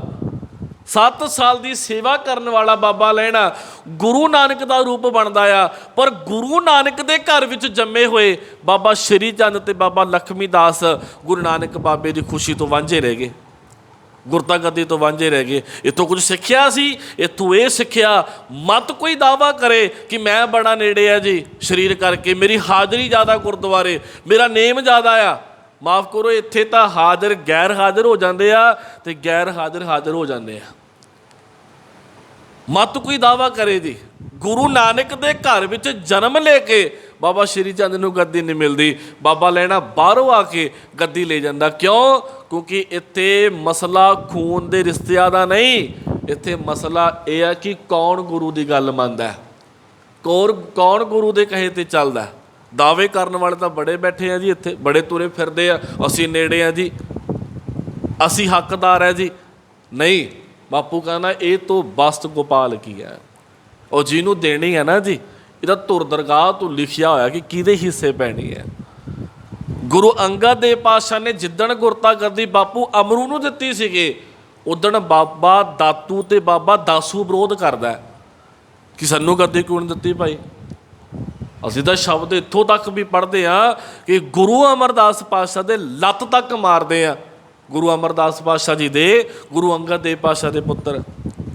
ਪਰ ਦੇਖੋ ਨਾ ਨਿਮਰਤਾ ਕਿੱਡੀ ਵੱਡੀ, ਜਿੱਡੀ ਵੱਡੀ ਗੱਦੀ ਹੈ, ਜ਼ਿੰਮੇਵਾਰੀ ਹੈ, ਉੱਡੀ ਨਿਮਰਤਾ ਆ। ਅੱਜ ਸਾਡੇ 'ਚ ਨਹੀਂ ਹੈਗੀ, ਸਾਨੂੰ ਥੋੜ੍ਹਾ ਜਿਹਾ ਅਹੁਦਾ ਮਿਲ ਜਾਵੇ ਤੇ ਅਸੀਂ ਹੰਕਾਰੇ ਤੁਰੇ ਫਿਰਦੇ ਹਾਂ। ਅੱਜ ਗੁਰੂ ਅਮਰਦਾਸ ਪਾਤਸ਼ਾਹ ਦੇ ਲੱਤ ਮਾਰਦੇ ਆ ਗੁਰੂ ਅੰਗਦ ਦੇਵ ਪਾਤਸ਼ਾਹ ਦੇ ਪੁੱਤਰ ਆ ਕੇ, ਤੇ ਗੁਰੂ ਪਾਤਸ਼ਾਹ ਲੱਤ ਪਕੜ ਲੈਂਦੇ ਆ ਤੇ ਆਖਦੇ ਕਿ ਪੁੱਤਰ ਮੇਰੇ ਹੱਡ ਬੜੇ ਕੈੜੇ ਨੇ, ਇਹਦੇ ਤੇਰੇ ਕੋਮਲ ਚਰਨਾਂ 'ਤੇ ਸੱਟ ਤਾਂ ਨਹੀਂ ਵੱਜੀ। ਇਹ ਗੁਰੂ ਪਾਤਸ਼ਾਹ ਦੇ ਘਰ ਦਾ ਨਿਮਰਤਾ ਦੇਖੋ ਕਿੱਡੀ ਵੱਡੀ ਹੈ। ਵਿਰੋਧ ਤਾਂ ਇੱਥੋਂ ਵੀ ਸ਼ੁਰੂ ਹੋਇਆ ਹੋਇਆ। ਹੁਣ ਜਿੱਦਣ ਗੁਰੂ ਅਮਰਦਾਸ ਪਾਤਸ਼ਾਹ ਗੱਦੀ ਦੇ ਰਹੇ ਆ ਜੀ ਗੁਰੂ ਰਾਮਦਾਸ ਪਾਤਸ਼ਾਹ ਨੂੰ, ਵਿਰੋਧ ਇੱਥੇ ਵੀ ਬਣਦਾ ਸੀਗਾ। ਬਾਬਾ ਮੋਹਣ ਤੇ ਬਾਬਾ ਮੋਹਰੀ ਨੇ ਵਿਰੋਧ ਕਰਨਾ ਸੀਗਾ, ਪਰ ਬਾਬਾ ਮੋਹਰੀ ਗੱਲ ਮੰਨ ਕੇ ਗੁਰੂ ਰਾਮਦਾਸ ਪਾਤਸ਼ਾਹ ਦੇ ਚਰਨਾਂ ਨੂੰ ਮੱਥਾ ਟੇਕ ਦਿੰਦਾ। ਕਿਉਂ? ਕਿਉਂਕਿ ਮੇਰੇ ਪਿਤਾ ਨੇ ਮੈਨੂੰ ਕਹਿ ਦਿੱਤਾ ਆ, ਮੇਰੇ ਪਿਤਾ ਨੇ ਕਿਹਾ ਕਿ ਝੁਕਣਾ ਹੈ, ਗੁਰੂ ਜੀ ਨੇ ਕਿਹਾ ਝੁਕਣਾ ਤੇ ਮੈਂ ਝੁਕਿਆ ਆ। ਤੇ ਬਾਬਾ ਸੁੰਦਰ ਜੀ ਕਹਿੰਦੇ ਮੋਹਰੀ ਪੁੱਤ ਸਨਮੁਖ ਹੋਇਆ, ਰਾਮਦਾਸਾ ਪੈਰੀ ਪਾਏ ਜੀਓ। ਤੁਸੀਂ ਪੂਰਾ ਇਤਿਹਾਸ ਪੜ੍ਹ ਲਿਓ ਜੀ। ਧੰਨ ਗੁਰੂ ਗੋਬਿੰਦ ਸਿੰਘ ਮਾਲਕ ਜੀ ਤੱਕ ਬੜਾ ਵਿਰੋਧ ਹੁੰਦਾ ਆ। ਗੁਰੂ ਗ੍ਰੰਥ ਸਾਹਿਬ ਮਾਲਕ ਜੀ ਦਾ ਪਹਿਲਾ ਪ੍ਰਕਾਸ਼ ਦਿਹਾੜਾ ਅਸੀਂ ਮਨਾਉਣਾ ਆ, ਤੇ ਗੁਰੂ ਗ੍ਰੰਥ ਸਾਹਿਬ ਮਾਲਕ ਜੀ ਦਾ ਪ੍ਰਕਾਸ਼ ਕਰਨ ਦੇ ਪਿੱਛੇ ਵੀ ਇੱਕ ਰੀਜ਼ਨ ਇਹ ਹੈ ਕਿ ਬਾਬਾ ਜਦੋਂ ਗੁਰੂ ਕਹਿ ਲਓ ਕਿ ਪ੍ਰਿਥੀ ਚੰਦ ਦਾ ਜਿਹੜਾ ਪੁੱਤਰ ਆ, ਕਮਾਲ ਦੀ ਗੱਲ ਆ ਕਿ ਉਹ ਝੂਠੀ ਬਾਣੀ ਰਚ ਕੇ ਸਾਹਮਣੇ ਰੱਖ ਦਿੰਦਾ ਆ ਕਿ ਮੇਰਾ ਪਿਓ ਜਿਹੜਾ ਆ ਉਹ 6ਵਾਂ ਪਾਤਸ਼ਾਹ ਆ, ਅੱਗੇ ਫਿਰ 7ਵਾਂ ਪਾਤਸ਼ਾਹ ਮੰਨਦਾ ਆ, ਮਿਹਰਬਾਨ ਸਾਰੀਆਂ ਗੱਲਾਂ ਲਿਖਦਾ ਆ। ਅੱਜ 100 ਪੰਕਤੀਆਂ ਤੁਹਾਨੂੰ ਐਸੀਆਂ ਯਾਦ ਨੇ ਜਿਹੜੀ ਗੁਰਬਾਣੀ ਦੀਆਂ ਨਹੀਂ ਹੈਗੀਆਂ। ਨਾਮ ਕੁਮਾਰੀ ਨਾਨਕਾ ਚੜ੍ਹੀ ਰਹੇ, ਸਾਡੇ ਦਿਮਾਗ 'ਤੇ ਚੜ੍ਹੀ ਹੋਈ ਹੈ, ਬੁੱਲਾਂ 'ਤੇ ਚੜ੍ਹੀ ਹੋਈ ਹੈ। ਸਤਿਗੁਰ ਦਾਤੇ ਕਾਜ ਰਚਾਇਆ, ਸਾਡੇ ਆਮ ਕਾਰਡਾਂ 'ਤੇ ਲਿਖੀ ਜਾਂਦੀ ਹੈ, ਪਰ ਸਾਡੀ ਗੁਰਬਾਣੀ ਦੀ ਪੰਕਤੀ ਨਹੀਂ ਹੈ, ਕਿਉਂਕਿ ਵਿਰੋਧ ਬਹੁਤ ਵੱਡਾ ਸੀਗਾ ਜੀ। ਹੁਣ ਵਿਰੋਧੀ ਇੱਥੋਂ ਤੱਕ ਪੈਦਾ ਹੋ ਗਏ, ਪਹਿਲਾਂ ਸਰੀਰ ਦੇ ਮੁਕਾਬਲੇ ਸਰੀਰ ਖੜਦਾ ਸੀਗਾ, ਹੁਣ ਗੁਰਬਾਣੀ ਦੇ ਮੁਕਾਬਲੇ ਗੁਰਬਾਣੀ ਖੜਾ ਦਿੱਤੀ ਕਿ ਮੈਂ ਮਿਲਗੋਬਾ ਕਰਾਂ। ਫਿਰ ਗੁਰੂ ਅਰਜਨ ਦੇਵ ਪਾਤਸ਼ਾਹ ਨੇ ਸਟੈਪ ਚੁੱਕਿਆ ਸੀਗਾ ਕਿ ਗੁਰਬਾਣੀ ਵਿੱਚ ਰਲਾ ਨਾ ਪੈ ਜਾਵੇ, ਮਿਲਗੋਬਾ ਨਾ ਹੋ ਜਾਵੇ, ਝੂਠੀ ਬਾਣੀ ਵਿੱਚ ਨਾ ਰਲ ਜਾਵੇ। ਤਾਂ ਸਤਿਗੁਰ ਨੇ ਸਟੈਪ ਚੁੱਕਿਆ ਸੀਗਾ ਕਿ ਆਓ ਹੁਣ ਸਾਰੀਆਂ ਪੋਥੀਆਂ ਨੂੰ ਇਕੱਠਾ ਕਰਕੇ ਇੱਕ ਗ੍ਰੰਥ ਬਣਾ ਦਈਏ। ਮੇਰਾ ਕਹਿਣ ਦਾ ਭਾਵ ਸੰਗਤ ਜੀ ਇਹ ਹੈ ਕਿ ਗੁਰੂ ਅਮਰਦਾਸ ਪਾਤਸ਼ਾਹ ਜੀ ਦੇ ਪੁੱਤਰਾਂ ਨੇ ਵੀ ਵਿਰੋਧ ਕੀਤਾ ਗੁਰੂ ਰਾਮਦਾਸ ਪਾਤਸ਼ਾਹ ਦਾ, ਪਰ ਗੁਰੂ ਦੀ ਗੱਲ ਮੰਨ ਕੇ, ਗੁਰੂ ਦੀ ਰਜ਼ਾ ਨੂੰ ਦੇਖ ਕੇ ਮੋਹਰੀ ਪੁੱਤ ਨੇ ਮੱਥਾ ਟੇਕਤਾ ਗੁਰੂ ਰਾਮਦਾਸ ਪਾਤਸ਼ਾਹ ਜੀ ਨੂੰ। ਹੈ ਤਾਂ ਔਖਾ ਸੀਗਾ ਕਿ ਸਾਡੇ ਘਰ ਦਾ ਸੇਵਕ ਹੋਵੇ ਜਿਹਦਾ ਥਾਂ ਟਿਕਾਣਾ ਕੋਈ ਨਹੀਂ ਸੀਗਾ, ਜਿਹਦੇ ਮਾਂ-ਬਾਪ ਕੋਈ ਨਹੀਂ ਸੀਗੇ, ਜਿਹਦਾ ਘਰ-ਬਾਰ ਕੋਈ ਨਹੀਂ ਸੀਗਾ, ਉਹਨੂੰ ਗੁਰਤਾ ਗੱਦੀ ਮਿਲ ਗਈ ਜੀ। ਅਤੇ ਮੈਂ ਕਹਿੰਦਾ ਜਿੱਦਣ ਗੁਰੂ ਰਾਮਦਾਸ ਪਾਤਸ਼ਾਹ ਨੂੰ ਗੱਦੀ ਮਿਲੀ ਹੋਣੀ ਹੈ ਜੀ, ਚਿੱਟੇ ਦਾੜੇ ਵਾਲੇ ਬਾਪੂ ਨੇ ਮੱਥਾ ਟੇਕਿਆ ਹੋਣਾ ਗੁਰੂ ਰਾਮਦਾਸ ਪਾਤਸ਼ਾਹ ਨੂੰ, ਸਭ ਪਿੱਛੇ ਵਾਲਾ ਚੇਤੇ ਆ ਗਿਆ ਕਿ ਮੇਰੇ ਮਾਂ-ਬਾਪ ਚੜ੍ਹਾਈ ਕਰ ਗਏ ਸੀ, ਮੇਰੇ ਘਰ ਨੂੰ ਜਿੰਦਾ ਲੱਗ ਗਿਆ ਸੀ, ਬੜੇ ਲੋਕਾਂ ਦੀ ਮਿੰਨਤਾਂ ਕੀਤੀਆਂ, ਬੜਿਆਂ ਦੇ ਤਰਲੇ ਕੀਤੇ, ਆਹ ਕਰ ਦੇਵਾਂ ਜੀ, ਉਹ ਕਰ ਦੇਵਾਂ, ਨਹੀਂ ਕਿਸੇ ਨੇ ਬਾਂਹ ਨਹੀਂ ਫੜੀ। ਫਿਰ ਇੱਥੇ ਜਦੋਂ ਗੁਰਤਾ ਗੱਦੀ ਮਿਲਦੀ ਹੈ, ਫਿਰ ਗੁਰੂ ਰਾਮਦਾਸ ਪਾਤਸ਼ਾਹ ਨੂੰ ਚੇਤੇ ਆਇਆ, ਫਿਰ ਗੁਰਬਾਣੀ ਵਿੱਚ ਦਰਜ ਕੀਤਾ ਕਿ ਜੋ ਹਮਾਰੀ ਬਿਦ ਹੋਤੀ ਮੇਰੇ ਸਤਿਗੁਰਾ ਸਾ ਬਿਦ ਤੁਮ ਹਰ ਜਾਨੋ ਆਪੇ, ਹਮ ਰੁਲਤੇ ਫਿਰਤੇ ਕੋਈ ਬਾਤ ਨਾ ਪੁੱਛਤਾ, ਗੁਰ ਸਤਿਗੁਰ ਸੰਗ ਕਿਰੇ ਹਮ ਥਾਪੇ। ਜਿਹਦਾ ਕੋਈ ਨਹੀਂ ਹੈ ਨਾ ਉਹਦਾ ਗੁਰੂ ਬਣ ਜਾਂਦਾ, ਜਿਹਦਾ ਗੁਰੂ ਬਣ ਜਾਂਦਾ ਆ ਫਿਰ ਉਹਨੂੰ ਕਿਸੇ ਦੀ ਲੋੜ ਨਹੀਂ ਹੈ। ਗੁਰੂ ਰਾਮਦਾਸ ਪਾਤਸ਼ਾਹ ਦਾ ਕੋਈ ਵੀ ਨਹੀਂ ਬਣਿਆ, ਗੁਰੂ ਅਮਰਦਾਸ ਪਾਤਸ਼ਾਹ ਉਹਦੇ ਬਣ ਗਏ। ਜਦੋਂ ਗੁਰੂ ਅਮਰਦਾਸ ਪਾਤਸ਼ਾਹ ਗੁਰੂ ਰਾਮਦਾਸ ਪਾਤਸ਼ਾਹ ਦੇ ਬਣੇ, ਫਿਰ ਗੁਰੂ ਰਾਮਦਾਸ ਪਾਤਸ਼ਾਹ ਨੂੰ ਰੁਲਦਿਆਂ ਨੂੰ ਗੱਦੀਆਂ ਮਿਲ ਗਈਆਂ। ਭਰੋਸਾ ਤਾਂ ਰੱਖੀਏ ਗੁਰੂ 'ਤੇ। ਆ ਦੁਨੀਆ ਠੀਕ ਹੈ ਇਕੱਠੀ ਹੋ ਜਾਵੇ ਇੱਕ ਪਾਸੇ, ਕੋਈ ਫਰਕ ਨਹੀਂ ਪੈਂਦਾ, ਜਿਹਦੇ ਨਾਲ ਗੁਰੂ ਖੜਾ ਨਾ ਜੀ ਉਹਨੂੰ ਫਿਰ ਦੁਨੀਆ ਦੀ ਪਰਵਾਹ ਨਹੀਂ ਹੈ, ਜੋ ਮਰਜ਼ੀ ਕਰੇ ਕੋਈ ਚੱਕਰ ਨਹੀਂ ਹੈ। ਕਿਉਂਕਿ ਇਨਸਾਫ ਦੁਨੀਆ ਨੇ ਨਹੀਂ ਦੇਣਾ, ਇਨਸਾਫ ਬਾਪੂ ਨੇ ਦੇਣਾ। ਜਿੱਦਣ ਬਾਪੂ ਦੇ ਘਰ ਦੇ ਵਿੱਚ ਇਨਸਾਫ ਦੀ ਗੱਲ ਚੱਲਣੀ ਹੈ ਨਾ ਜੀ, ਉਦਣ ਸੱਚ ਦਾ ਸੱਚ ਤੇ ਝੂਠ ਦਾ ਝੂਠ ਸਾਹਮਣੇ ਆਉਣਾ। ਇਹ ਕੀ ਗੱਲ ਹੈ? ਸਤਿਗੁਰ ਕਹਿੰਦੇ ਕਿ ਭਾਈ ਮੋਹਰੀ ਪੁੱਤ ਸਨਮੁਖ ਹੋਇਆ, ਰਾਮਦਾਸੈ ਪੈਰੀ ਪਾਏ ਜੀਓ, ਸਭ ਪਵੈ ਪੈਰੀ ਸਤਿਗੁਰ ਕੇਰੀ, ਜਿੱਥਾ ਗੁਰੂ ਆਪ ਰੱਖਿਆ। ਕਹਿੰਦੇ ਸਾਰੇ ਹੁਣ ਪੈਰੀ ਪੈਂਦੇ ਆ ਜੀ ਗੁਰੂ ਰਾਮਦਾਸ ਪਾਤਸ਼ਾਹ ਦੇ, ਕਿਉਂਕਿ ਗੁਰੂ ਰਾਮਦਾਸ ਪਾਤਸ਼ਾਹ ਦੇ ਵਿੱਚ ਗੁਰੂ ਅਮਰਦਾਸ ਪਾਤਸ਼ਾਹ ਨੇ ਆਪਣੇ ਆਪ ਨੂੰ ਟਿਕਾ ਲਿਆ, ਆਪਣੇ ਆਪ ਨੂੰ ਬਿਠਾ ਲਿਆ। ਜਿੱਥੇ ਹੁਣ ਗੁਰੂ ਪਾਤਸ਼ਾਹ ਨੇ ਆਪਣੇ ਆਪ ਨੂੰ ਟਿਕਾਇਆ ਆ, ਤੇ ਸਾਰੇ ਉੱਥੇ ਹੁਣ ਗੁਰੂ ਰਾਮਦਾਸ ਪਾਤਸ਼ਾਹ ਨੂੰ ਮੱਥਾ ਟੇਕਦੇ ਆ। ਗੁਰੂ ਅਮਰਦਾਸ ਪਾਤਸ਼ਾਹ ਨੇ ਖੁਦ ਮੱਥਾ ਟੇਕਿਆ ਸੰਗਤ ਜੀ ਗੁਰੂ ਰਾਮਦਾਸ ਪਾਤਸ਼ਾਹ ਜੀ ਨੂੰ, ਆਪਣੇ ਜਵਾਈ ਨੂੰ। ਮੈਂ ਉਦੋਂ ਵੀ ਗੱਲ ਕੀਤੀ ਸੀਗੀ ਕਿ ਲੋਕਾਚਾਰ ਦੇਖਣੀ ਹੈ ਨਾ, ਕਿ ਲੋਕਾਂ ਦੀ ਪਰਵਾਹ ਨਹੀਂ ਕਰਨੀ, ਉਹ ਗੁਰੂ ਅਮਰਦਾਸ ਪਾਤਸ਼ਾਹ ਦੇ ਜੀਵਨ 'ਚ ਆ। ਕਦੇ ਨੂੰਹ ਨੂੰ ਮੱਥਾ ਟੇਕਿਆ ਤੇ ਕਦੇ ਜਵਾਈ ਨੂੰ ਮੱਥਾ ਟੇਕਿਆ। ਗੁਰੂ ਅਮਰਦਾਸ ਪਾਤਸ਼ਾਹ ਜੀ ਆਪ ਵੀ ਸਤਿਗੁਰ ਜੀ ਨੇ ਮੱਥਾ ਟੇਕਿਆ, ਸਭ ਪਵੈ ਪੈਰੀ, ਸਾਰੇ ਆ ਕੇ ਹੁਣ ਗੁਰੂ ਰਾਮਦਾਸ ਪਾਤਸ਼ਾਹ ਦੇ ਪੈਰਾਂ ਨੂੰ ਮੱਥਾ ਟੇਕਦੇ ਆ, ਨਮਸਕਾਰ ਕਰਦੇ ਆ ਜੀ। ਸਤਿਗੁਰ ਕੇਰੀ ਜਿੱਥਾ ਗੁਰੂ ਆਪ ਰੱਖਿਆ, ਕਿਉਂਕਿ ਗੁਰੂ ਰਾਮਦਾਸ ਪਾਤਸ਼ਾਹ ਦੇ ਹਿਰਦੇ ਦੇ ਵਿੱਚ ਗੁਰੂ ਅਮਰਦਾਸ ਪਾਤਸ਼ਾਹ ਨੇ ਆਪਣੇ ਆਪ ਨੂੰ ਟਿਕਾ ਲਿਆ। ਹੁਣ ਇੱਕ ਛੋਟੀ ਜਿਹੀ ਗੱਲ ਸੰਗਤ ਜੀ ਇੱਥੇ ਹੋਰ ਕਰਦਾ, ਮੇਰਾ ਵਿਸ਼ਾ ਨਹੀਂ ਹੈ, ਵੈਸੇ ਵਿਸ਼ੇ ਬੜੇ ਡੂੰਘੇ ਨੇ, ਜ਼ਰੂਰ ਵਿਚਾਰਨੇ ਪੈਣੇ ਆ। ਅੱਜ ਤੱਕ ਅਸੀਂ ਆਪਣੀ ਕੌਮ ਦਾ ਇਹੀ ਵਿਸ਼ਾ ਨਹੀਂ ਹੱਲ ਕਰ ਸਕੇ ਜੀ ਕਿ ਚਰਨ ਪੌਲ ਦਾ ਮਤਲਬ ਕੀ ਹੈ। ਹੁਣ ਤੱਕ ਮੇਰੇ ਵਰਗੇ ਭੁੱਲੜ ਵਿਦਵਾਨ, ਮੂਰਖ ਵਿਦਵਾਨ ਮੈਂ ਕਹੂੰਗਾ ਜੀ, ਉਹ ਇਹੀ ਗੱਲ ਸੁਣਾਈ ਜਾਂਦੇ ਆ ਕਿ ਬਾਬੇ ਨਾਨਕ ਨੇ ਆਪਣੇ ਚਰਨ ਧੋ ਕੇ ਆਪਣੇ ਸਿੱਖਾਂ ਨੂੰ ਪਿਲਾਇਆ। ਇਹੀ ਪੜ੍ਹਦੇ ਆਪਾਂ ਜੀ। ਹੁਣ ਇੱਥੇ ਵੀ ਇਹ ਗੱਲ ਆ ਜੀ ਕਿ ਪੈਰੀ ਪੈ ਗਏ, ਸਰੀਰ ਨੂੰ ਤਾਂ ਪੈਰੀ ਪੈਣਾ ਹੀ ਨਹੀਂ ਹੈ, ਪਰ ਇੱਥੇ ਤੁਸੀਂ ਅਰਥ ਜੇ ਕਰੋਗੇ ਤਾਂ ਅਰਥ ਸਿੱਧੇ ਇਹ ਹੈ। ਪਰ ਜਦੋਂ ਡੀਪਲੀ ਉਤਰੋਗੇ, ਇਤਿਹਾਸ ਨੂੰ ਪੜ੍ਹੋਗੇ, ਵਾਚੋਗੇ, ਸਮਝੋਗੇ, ਫਿਰ ਬੜਾ ਕੁਝ ਸਾਡੇ ਸਾਹਮਣੇ ਆ। ਗੁਰੂ ਅੰਗਦ ਦੇਵ ਪਾਤਸ਼ਾਹ ਜੀ, ਧਿਆਨ ਦਿਓ ਜੀ, ਗੁਰੂ ਅੰਗਦ ਦੇਵ ਪਾਤਸ਼ਾਹ ਜੀ ਬਾਬੇ ਨਾਨਕ ਦੇ ਘਰ 7 ਸਾਲ ਰਹਿੰਦੇ ਆ, ਪਰ ਬਾਬੇ ਨਾਨਕ ਨੇ ਇੱਕ ਵਾਰ ਵੀ ਸਿਰ ਨਹੀਂ ਝੁਕਾਇਆ। ਗੁਰੂ ਅੰਗਦ ਦੇਵ ਪਾਤਸ਼ਾਹ ਨੂੰ ਇੱਕ ਵਾਰ ਨਹੀਂ ਝੁਕਾਇਆ। ਜਿੱਦਣ ਗੁਰਤਾ ਗੱਦੀ ਮਿਲਦੀ ਆ, ਜਦੋਂ ਗੁਰੂ ਅੰਗਦ ਦੇਵ ਪਾਤਸ਼ਾਹ ਕੋਲ ਪੋਥੀਆਂ ਆ ਜਾਂਦੀਆਂ ਆ, ਝੋਲੀ 'ਚ ਪੋਥੀਆਂ ਪੈ ਗਈਆਂ, ਉਹਨਾਂ ਪੋਥੀਆਂ ਨੂੰ ਮੱਥਾ ਟੇਕਿਆ ਜਾਂਦਾ ਆ, ਨਾ ਕਿ ਗੁਰੂ ਅੰਗਦ ਦੇਵ ਪਾਤਸ਼ਾਹ ਨੂੰ। ਇਹ ਤਾਂ ਫਿਰ ਦੇਹ ਦੇ ਪੁਜਾਰੀ ਬਣ ਗਏ ਅਸੀਂ। ਡੀਪਲੀ ਉਤਰੋਗੇ ਫਿਰ ਦੇਹ ਦੇ ਪੁਜਾਰੀ ਆ ਆਪਾਂ। ਗੁਰੂ ਅੰਗਦ ਦੇਵ ਪਾਤਸ਼ਾਹ, ਗੁਰੂ ਅਮਰਦਾਸ ਪਾਤਸ਼ਾਹ ਜੀ 12 ਸਾਲ ਇਕੱਠੇ ਰਹਿੰਦੇ ਆ, ਪਰ ਇੱਕ ਵਾਰ ਵੀ ਸਿਰ ਨਹੀਂ ਝੁਕਾਇਆ। ਪਰ ਜਦੋਂ ਪੋਥੀਆਂ ਗੁਰੂ ਅਮਰਦਾਸ ਪਾਤਸ਼ਾਹ ਨੂੰ ਦਿੱਤੀਆਂ, ਉਹਨਾਂ ਪੋਥੀਆਂ ਨੂੰ ਸਿਰ ਝੁਕਾਇਆ ਕਿ ਹੁਣ ਜ਼ਿੰਮੇਵਾਰੀ ਤੁਹਾਡੀ ਹੈ ਜੀ। ਗੁਰੂ ਰਾਮਦਾਸ ਪਾਤਸ਼ਾਹ ਜੀ ਤੇ ਗੁਰੂ ਅਮਰਦਾਸ ਪਾਤਸ਼ਾਹ ਜੀ ਦਾ ਬਹੁਤ ਲੰਬਾ ਸਮਾਂ ਆਪਸ ਵਿੱਚ ਇਕੱਠੇ ਰਹਿਣ ਦਾ ਸਾਨੂੰ ਇਤਿਹਾਸ ਵਿੱਚ ਮਿਲਦਾ, ਪਰ ਜਦੋਂ ਪੋਥੀਆਂ ਨਹੀਂ ਹੈ ਗੁਰੂ ਰਾਮਦਾਸ ਪਾਤਸ਼ਾਹ ਕੋਲ, ਇੱਕ ਵਾਰ ਵੀ ਗੁਰੂ ਅਮਰਦਾਸ ਪਾਤਸ਼ਾਹ ਸਿਰ ਨਹੀਂ ਝੁਕਾਉਂਦੇ। ਪਰ ਜਦੋਂ ਪੋਥੀਆਂ ਗੁਰੂ ਰਾਮਦਾਸ ਪਾਤਸ਼ਾਹ ਨੂੰ ਦਿੰਦੇ ਆ, ਉਦੋਂ ਸਿਰ ਝੁਕਾਉਂਦੇ ਆ। ਪੋਥੀਆਂ ਨੂੰ, ਸ਼ਬਦ ਨੂੰ ਪ੍ਰਧਾਨਤਾ ਆ।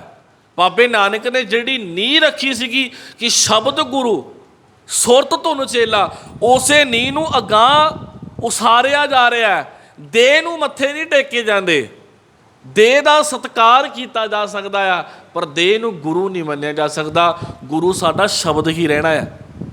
ਜਾਮੇ ਵੱਖਰੇ ਵੱਖਰੇ ਹੋ ਗਏ।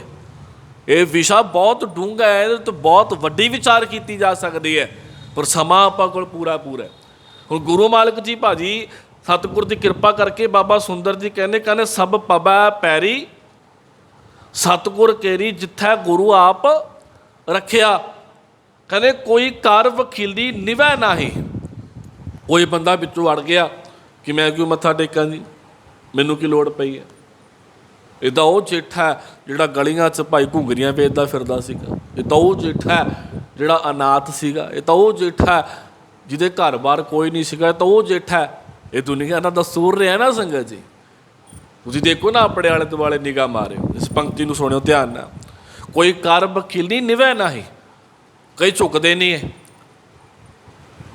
ਬੌਸ ਰਹਿੰਦਾ ਸਾਰੀ ਉਮਰ, ਤੇ ਜਿਹੜਾ ਉਹਦਾ ਮੁਲਾਜ਼ਮ ਹੁੰਦਾ ਤੇ ਉਹ ਮੁਲਾਜ਼ਮ ਸਾਰੀ ਉਮਰ ਮੁਲਾਜ਼ਮ ਹੀ ਰਹਿੰਦਾ। ਰੱਬ ਕੋਈ ਖੇਡ ਬਣਾ ਦੇਵੇ ਨਾ ਜੀ ਐਸੀ, ਕੋਈ ਗਰੀਬ ਮਾਤਰ ਕਾਮਯਾਬ ਹੋ ਜਾਵੇ ਆਪਣੀ ਜ਼ਿੰਦਗੀ 'ਚ, ਕੋਈ ਉਹਨੂੰ ਮੁਕਾਮ ਮਿਲ ਜਾਵੇ, ਫਿਰ ਵੀ ਦੁਨੀਆ ਦਾ ਦੇਖਣ ਦਾ ਨਜ਼ਰੀਆ ਇਹੀ ਰਹਿੰਦਾ ਆ ਕਿ ਇਹ ਤਾਂ ਕੱਲ੍ਹ ਬੜੇ ਗਰੀਬ ਜਿਹੇ ਸੀਗੇ, ਅੱਜ ਰੱਬ ਨੇ ਰੰਗ ਲਾਤੇ ਜੀ। ਉਹ ਦੇਖਣ ਦਾ ਨਜ਼ਰੀਆ ਉਹੀ ਰਹਿਣਾ ਸਾਡਾ। ਅੱਜ ਕੋਈ ਗਰੀਬ ਹੈ ਤੇ ਕੱਲ੍ਹ ਉਹਨੂੰ ਕੋਈ ਮੁਕਾਮ ਮਿਲ ਜਾਵੇ, ਤੇ ਕੱਲ੍ਹ ਉਹਨੂੰ ਸਤਿਕਾਰ ਦੇਣਾ ਪੈ ਜਾਵੇ, ਬੰਦਾ ਸਤਿਕਾਰ ਦੇਣ ਤੋਂ ਭੱਜਦਾ ਹੈ ਕਿ ਇਹਨੂੰ ਮੈਂ ਸਤਿਕਾਰ ਨਹੀਂ ਦੇ। ਕਿਉਂ ਜੀ, ਤਾਂ ਕੱਲ੍ਹ ਗਰੀਬ ਸੀਗਾ, ਇਹਨੂੰ ਮੈਂ ਸਤਿਕਾਰ ਕਿਉਂ ਦੇਵਾਂ। ਇਹੀ ਗੱਲ ਇੱਥੇ ਹੈ ਕਿ ਬਾਬੇ ਜੇਠੇ ਨੂੰ ਮੱਥਾ ਕਿਉਂ ਟੇਕੀ ਜੇ, ਬਾਬੇ ਜੇਠੇ ਨੂੰ ਸਿਰ ਕਿਉਂ ਝੁਕਾਈਏ। ਇਹ ਤਾਂ ਘੁੰਗਰੀਆਂ ਵੇਚਦਾ ਸੀਗਾ, ਮਾਂ ਬਾਪ ਭਾਈ ਇਹਦੇ ਨਹੀਂ ਸੀਗੇ, ਕੱਪੜਾ ਲੀੜਾ ਇਹਦੇ ਕੋਲ ਨਹੀਂ ਸੀਗਾ ਪਾਉਣ ਨੂੰ, ਰੋਟੀ ਖਾਣ ਨੂੰ ਇਹਦੇ ਕੋਲ ਨਹੀਂ ਸੀਗੀ, ਅਸੀਂ ਇਹਨੂੰ ਸਿਰ ਕਿਉਂ ਝੁਕਾਈਏ। ਕਿਉਂਕਿ ਦੁਨੀਆ ਇੱਥੇ ਦਸਤੂਰ ਇਹ ਹੈ ਕਿ ਦੁਨੀਆ ਹੁਣ ਤੱਕ ਅਮੀਰ ਦਾ ਹੀ ਪਾਣੀ ਭਰਦੀ ਆਈ ਹੈ, ਅਤੇ ਅਮੀਰ ਦਾ ਹੀ ਪਾਣੀ ਭਰਦਾ ਆ। ਕੋਈ ਗਰੀਬ ਮਾਤੜ ਜੇ ਚੜ੍ਹ ਵੀ ਜਾਵੇ ਤਾਂ ਵੀ ਦੁਨੀਆ ਉਹਨੂੰ ਉਹਦਾ ਬਣਦਾ ਸਤਿਕਾਰ ਨਹੀਂ ਦਿੰਦੀ ਹੈ। ਇਹ ਦੁਨੀਆ ਦਾ ਦਸਤੂਰ ਹੈ। ਕੋਈ ਸੱਚਾਈ ਨੂੰ ਬਰਦਾਸ਼ਤ ਕਰੇ ਚਾਹੇ ਨਾ ਕਰੇ, ਇਹ ਪਰ ਸੱਚਾਈ ਹੈ। ਹੁਣ ਇੱਥੇ ਇਹ ਗੱਲ ਖੜੀ ਹੋ ਗਈ ਜੀ, ਕਿਉਂਕਿ ਜਦੋਂ ਬਾਬਾ ਜੇਠੇ ਦੇ ਮਾਤਾ ਪਿਤਾ ਚੜ੍ਹਾਈ ਕਰਿਆ, ਉਦੋਂ ਉਹਨਾਂ ਨੇ ਬੜੇ ਲੋਕਾਂ ਦੇ ਘਰ ਖੜਕਾਏ ਕਿ ਮੈਨੂੰ ਲਾਹੌਰ ਤੋਂ ਨਾ ਜਾਣ ਦੇਵੋ ਭਾਈ, ਮੈਨੂੰ ਆਪਣੇ ਘਰ ਦਾ ਨੌਕਰੇ ਰੱਖ ਲਓ। ਪਰ ਕਿਸੇ ਨੇ ਬਾਂਹ ਨਹੀਂ ਫੜੀ ਸੀਗੀ। ਮੈਂ ਤੁਹਾਡੇ ਘਰ ਦੇ ਕੱਪੜੇ ਧੋ ਲਾਂਗਾ, ਪਰ ਮੈਂ ਆਪਣੇ ਘਰ ਨੂੰ ਜਿੰਦਾ ਲਾ ਕੇ ਨਹੀਂ ਜਾਣਾ। ਪਰ ਕੋਈ ਵੀ ਨਹੀਂ ਮੰਨਿਆ ਸੀਗਾ ਜੀ। ਹੁਣ ਜਦੋਂ ਲੋਕਾਂ ਨੂੰ ਪਤਾ ਲੱਗਦਾ ਲਾਹੌਰ ਦਿਆਂ ਨੂੰ ਕਿ ਬੀਬੀ ਭਾਨੀ ਦੇ ਨਾਲ ਰਿਸ਼ਤਾ ਵੀ ਹੋ ਗਿਆ, ਵਿਆਹ ਹੋ ਗਿਆ, ਗੁਰੂ ਅਮਰਦਾਸ ਪਾਤਸ਼ਾਹ ਦੀ ਪੁੱਤਰੀ ਆ, ਇੱਕ ਤਾਂ ਵੱਡਾ ਮੁਕਾਮ ਇਹ ਮਿਲ ਗਿਆ ਕਿ ਗੁਰੂ ਦਾ ਜਵਾਈ ਹੈ। ਹੁਣ ਦੂਜੀ ਖੇਡ ਇਹ ਬਣ ਗਈ ਕਿ ਖੁਦ ਗੁਰੂ ਬਣ ਗਏ। ਹੁਣ ਲਾਹੌਰ ਤੋਂ ਕੁਝ ਬੰਦੇ ਪਹੁੰਚ ਗਏ। ਜਦੋਂ ਵਿਆਹ ਹੋਇਆ ਨਾ ਬੀਬੀ ਭਾਨੀ ਦੇ ਨਾਲ, ਉਦੋਂ ਲਾਹੌਰ ਤੋਂ ਬੰਦੇ ਪਹੁੰਚੇ, ਕਹਿੰਦੇ ਲਓ ਜੀ ਗੁਰੂ ਅਮਰਦਾਸ ਪਾਤਸ਼ਾਹ ਦਾ ਜਵਾਈ ਸਾਡੇ ਪਿੰਡ ਦਾ ਬੱਚਾ ਬਣਿਆ ਹੋਇਆ। ਕੋਈ ਟੋਕਰੀ ਲੈ ਕੇ ਕੋਲੋਂ ਲੰਘਿਆ, ਉਹਨੂੰ ਪੁੱਛਿਆ, ਕਹਿੰਦੇ ਭਾਈ ਬਾਬੇ ਜੇਠੇ ਨੂੰ ਮਿਲਣਾ ਆ। ਉਹ ਟੋਕਰੀ ਵਾਲੇ ਨੇ ਇਸ਼ਾਰਾ ਕੀਤਾ, ਕਹਿੰਦਾ ਉਹ ਬੈਠੇ ਨੇ ਗੁਰੂ ਅਮਰਦਾਸ ਪਾਤਸ਼ਾਹ ਜੀ, ਉਹਨਾਂ ਨੂੰ ਪੁੱਛ ਲਓ ਭਾਈ। ਜਦੋਂ ਗੁਰੂ ਅਮਰਦਾਸ ਪਾਤਸ਼ਾਹ ਕੋਲ ਗਏ ਕਿ ਅਸੀਂ ਲਾਹੌਰ ਤੋਂ ਆਏ ਹਾਂ ਜੀ, ਸਾਡੇ ਪਿੰਡ ਦਾ ਬੱਚਾ ਕਈ ਸਾਲ ਪਹਿਲਾਂ ਤੁਹਾਡੇ ਕੋਲ ਆਇਆ ਹੋਇਆ, ਤੁਸੀਂ ਬਖਸ਼ਿਸ਼ ਕਰਕੇ ਉਹਨੂੰ ਆਪਣੇ ਘਰ ਦਾ ਜਵਾਈ ਬਣਾ ਲਿਆ।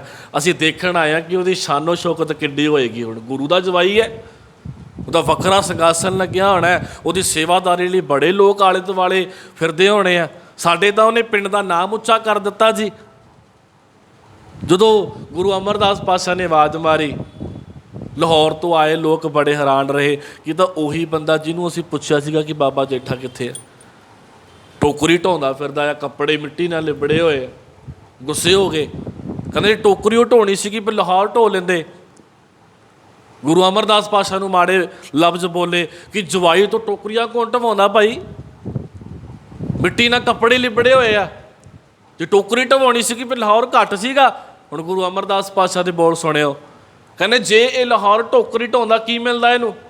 ਨੋਟ ਕਰਿਓ ਜੀ ਗੱਲ, ਜੇ ਬਾਬਾ ਜੇਠਾ ਲਾਹੌਰ ਟੋਕਰੀ ਢਾਉਂਦਾ ਕੀ ਦਿੰਦੇ ਤੁਸੀਂ ਇਹਨੂੰ। ਕਹਿੰਦੇ ਜੋ ਦਿਹਾੜੀ ਚੱਲਦੀ ਉਹ ਦਿੰਦੇ। ਤੇ ਗੁਰੂ ਅਮਰਦਾਸ ਪਾਤਸ਼ਾਹ ਨੇ ਕਿਹਾ ਸੀਗਾ ਤੁਸੀਂ ਟੋਕਰੀ ਬਦਲੇ ਇਹਨੂੰ ਦਿਹਾੜੀ ਦੇਣੀ ਆ ਤੇ ਮੈਂ ਟੋਕਰੀ ਬਦਲੇ ਇਹਨੂੰ ਛਤਰ ਦੇਣਾ ਆ। ਹੈ ਫਰਕ। ਤੁਸੀਂ ਟੋਕਰੀ ਬਦਲੇ ਇਹਨੂੰ ਦਿਹਾੜੀ ਦਿਓਗੇ, ਮੈਂ ਟੋਕਰੀ ਬਦਲੇ ਇਹਨੂੰ ਆਪਣਾ ਸਿੰਘਾਸਣ ਦੇਵਾਂਗਾ। ਤੁਸੀਂ ਟੋਕਰੀ ਬਦਲੇ ਇਹਨੂੰ ਦਿਹਾੜੀ ਦੇਣੀ ਹੈ, ਮੈਂ ਟੋਕਰੀ ਬਦਲੇ ਇਹਨੂੰ ਗੁਰੂ ਨਾਨਕ ਦੀ ਗੱਦੀ ਦੇਣੀ ਹੈ। ਤੁਹਾਡੇ 'ਚ ਮੇਰੇ 'ਚ ਆਹ ਫਰਕ ਹੈ। ਉਦੋਂ ਤੁਸੀਂ ਕਿੱਥੇ ਸੀਗੇ ਭਾਈ, ਜਦੋਂ ਬਾਬਾ ਜੇਠਾ ਘੁੰਗਰੀਆਂ ਵੇਚਦਾ ਫਿਰਦਾ ਸੀ ਗਲੀਆਂ 'ਚ, ਉਦੋਂ ਕਿਸੇ ਨੇ ਬਾਂਹ ਨਹੀਂ ਫੜੀ। ਉਦੋਂ ਕਿਉਂ ਨਹੀਂ ਆਏ। ਜੇ ਅੱਜ ਵੱਡਾ ਮੁਕਾਮ ਮਿਲ ਗਿਆ, ਗੁਰੂ ਦਾ ਜਵਾਈ ਬਣ ਗਿਆ, ਤੁਹਾਨੂੰ ਲੱਗਿਆ ਕਿ ਵਾਹ ਵੱਡੀ ਬਹੁਤ ਵੱਡੀ ਗੱਲ ਹੋ ਗਈ, ਗੁਰੂ ਦਾ ਜਵਾਈ ਬਣ ਗਿਆ, ਚਲੋ ਹੁਣ ਅਸੀਂ ਜਾ ਕੇ ਆਪਣੀ ਧੌਂ ਜਮਾਵਾਂਗੇ ਕਿ ਸਾਡੇ ਪਿੰਡ ਦਾ ਪੁੱਤ ਤੁਹਾਡਾ ਜਵਾਈ ਬਣਿਆ ਆ। ਕਿਉਂਕਿ ਮੁੰਡੇ ਵਾਲੇ ਵੈਸੇ ਹੰਕਾਰ ਕਰਦੇ ਹੁੰਦੇ ਆ, ਅਸੀਂ ਮੁੰਡੇ ਵਾਲੇ ਆ। ਪਰ ਦੁਨੀਆ ਦਾ ਦਸਤੂਰ ਇਹ ਆ ਕਿ ਜਦੋਂ ਤੁਸੀਂ ਮਿਹਨਤ ਕਰ ਰਹੇ ਹੋ, ਤੁਹਾਨੂੰ ਮੁਕਾਮ ਨਹੀਂ ਕੋਈ ਮਿਲਿਆ, ਉਦੋਂ ਮਾਫ ਕਰਿਓ ਹਰ ਬੰਦਾ ਸਾਨੂੰ ਟੀਚਰ ਕਰੇਗਾ। ਪਰ ਜਿੱਦਣ ਗੁਰੂ ਦੀ ਕਿਰਪਾ ਦੇ ਨਾਲ ਕੋਈ ਮੁਕਾਮ ਮਿਲ ਗਿਆ, ਫਿਰ ਉਹ ਬੰਦਾ ਵੀ ਤੁਹਾਡੇ ਨਾਲ ਰਿਸ਼ਤੇਦਾਰੀ ਕੱਢਦਾ ਜਿਹਨੇ ਸਾਰੀ ਉਮਰ ਤੁਹਾਨੂੰ ਕਦੇ ਬੁਲਾਇਆ ਨਹੀਂ ਹੁੰਦਾ। ਇਹ ਗੱਲ ਨੋਟ ਕਰ ਲਿਓ। ਬਾਬੇ ਜੇਠੇ ਨੂੰ ਕਿਸੇ ਨੇ ਨਹੀਂ ਪੁੱਛਿਆ, ਪਰ ਜਦੋਂ ਮੁਕਾਮ ਮਿਲ ਗਿਆ, ਅੱਜ ਇਹ ਮੇਰਾ ਭਤੀਜਾ, ਇਹ ਮੇਰਾ ਭਾਣਜਾ, ਫਿਰ ਬੜੀ ਰਿਸ਼ਤੇਦਾਰੀ ਇਕੱਠੀਆਂ ਹੋ ਗਈਆਂ। ਇੱਥੇ ਕੋਈ ਕਰ ਵਕੀਲੀ ਨਿਭੇ ਨਾ ਆਈ। ਕਹਿੰਦੇ ਕੋਈ ਵਕੀਲੀ ਕਰ ਗਿਆ, ਕਹਿੰਦਾ ਮੈਂ ਕਿਉਂ ਨਿਭਾਂ ਜੀ, ਜੇਠੇ ਦਾ ਕੀ ਮੁਕਾਮ ਹੈ ਜੀ, ਸਾਡੇ ਘਰ 'ਚ ਰੋਟੀਆਂ ਖਾਧੀਆਂ ਨੇ, ਸਾਡੇ ਘਰ ਦਾ ਸੇਵਕ ਆ। ਗੁਰੂ ਅਮਰਦਾਸ ਪਾਤਸ਼ਾਹ ਨੇ ਸਮਝਾਇਆ ਕਿ ਇਕੱਲਾ ਇਹ ਨਾ ਦੇਖ ਸੇਵਕ ਹੈ, ਜੇ ਇਹਨੂੰ ਗੱਦੀ ਮਿਲੀ ਹੈ ਧੁਰ ਦਰਗਾਹ ਤੋਂ ਲਿਖੀ ਹੋਈ ਸੀਗੀ ਤਾਂ ਇਹਨੂੰ ਗੱਦੀ ਮਿਲੀ ਹੈ। ਧੁਰ ਦਰਗਾਹ ਤੋਂ ਕਿਰਪਾ ਹੋਈਗਾ ਤਾਂ ਗੱਦੀ ਮਿਲੀ ਹੈ। ਨਾ ਗੱਦੀ ਦੇਣ ਵਾਲਾ ਮੈਂ ਆ, ਨਾ ਗੱਦੀ ਦੇਣ ਵਾਲਾ ਬਾਬਾ ਜੇਠਾ ਖੁਦ ਹੈ। ਇਹ ਤਾਂ ਰੱਬ ਨੇ ਤਰੁੱਠ ਕੇ ਬਾਬੇ ਜੇਠੇ ਦੀ ਝੋਲੀ ਵਿੱਚ ਗੱਦੀ ਪਾਈ ਹੈ। ਤੇ ਸਾਡਾ ਸਾਰਿਆਂ ਦਾ ਫਰਜ਼ ਬਣ ਜਾਂਦਾ ਅਸੀਂ ਬਾਬੇ ਜੇਠੇ ਦੇ ਸਾਹਮਣੇ ਝੁਕੀਏ।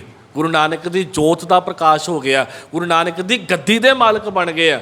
ਗੁਰੂ ਅਮਰਦਾਸ ਪਾਤਸ਼ਾਹ ਨੇ ਸਮਝਾਇਆ, ਫਿਰ ਜੇ ਕੋਈ ਨਹੀਂ ਸਮਝਿਆ ਫਿਰ ਧੱਕੇ ਨਾਲ ਸਮਝਾਇਆ, ਫਿਰ ਧੱਕੇ ਨਾਲ ਲਿਆ ਕੇ ਉਹਨੂੰ ਬਾਬੇ ਰਾਮਦਾਸ ਦੇ ਗੁਰੂ ਰਾਮਦਾਸ ਪਾਤਸ਼ਾਹ ਦੇ ਚਰਨਾਂ 'ਚ ਮੱਥਾ ਟਿਕਾਇਆ ਕਿ ਟੇਕ ਮੱਥਾ, ਤੈਨੂੰ ਸਮਝ ਨਹੀਂ ਪੈਂਦੀ ਗੁਰੂ ਨਾਨਕ ਦੀ ਗੱਦੀ ਦੀ ਖੇਡ ਕੀ ਹੈ।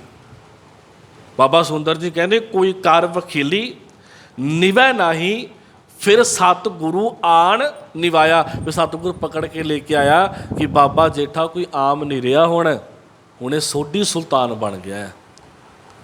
ਦੇਖੋ ਤੁਸੀਂ ਨਿਗਾਹ ਮਾਰ ਕੇ, ਮੈਂ ਤਾਂ ਇਹਨੂੰ ਕੌਣ ਕਹਿੰਦਾ ਜੀ ਕਰਾਮਾਤਾ ਨਹੀਂ ਆ। ਗੁਰੂ ਨਾਨਕ ਦੇ ਘਰ 'ਚ ਕਰਾਮਾਤਾ ਹੀ ਹੈ।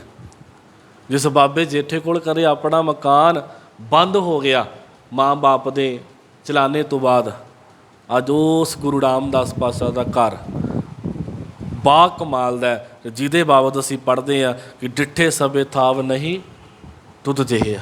ਇਹ ਕਰਾਮਾਤ ਨਹੀਂ ਹੈ ਜੀ। ਕਹਿੰਦੇ ਕਿੱਥੋਂ ਕੱਪੜਾ ਖਰੀਦੇਗਾ ਜੀ, ਕਿੱਥੋਂ ਪਾਏਗਾ। ਅੱਜ ਉਸ ਗੁਰੂ ਰਾਮਦਾਸ ਪਾਤਸ਼ਾਹ ਦੇ ਘਰ ਦਾ ਇੱਕ ਦਿਨ ਦਾ ਰੁਮਾਲਾ 5-5 ਲੱਖ ਰੁਪਏ ਦਾ ਆ। ਜਿਸ ਰੁਮਾਲੇ ਦੀ ਇੱਕ ਦਿਨ ਵਾਰੀ ਆ ਗਈ, ਦੂਸਰੇ ਦਿਨ ਉਸ ਰੁਮਾਲਾ ਸਾਹਿਬ ਦੀ ਵਾਰੀ ਨਹੀਂ ਆਉਂਦੀ। ਕਹਿੰਦੇ ਕਿੱਥੋਂ ਰੋਟੀ ਖਾਏਗਾ ਜੀ, ਇਹ ਕੌਣ ਰੋਟੀ ਦੇਗਾ ਇਹਨੂੰ। ਜਿਸ ਬਾਬੇ ਜੇਠੇ ਦੇ ਬਾਬਤ ਇਹ ਗੱਲਾਂ ਹੁੰਦੀਆਂ ਸਨ, ਕੌਣ ਰੋਟੀ ਦੇਗਾ।